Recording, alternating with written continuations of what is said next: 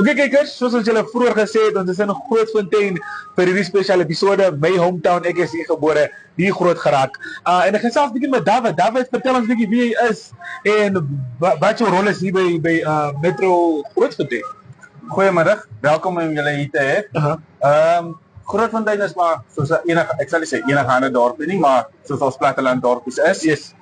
Milie naweek het ons hier lekker Grootfontein skou aan die gang. So ons is almal opgewonde vir die naweek. Yes.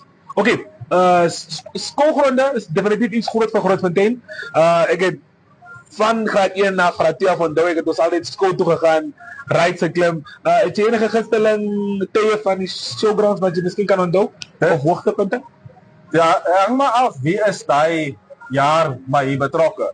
Maar dit is gewoonlik die Vrydag aand of die Saterdag aand. Oké.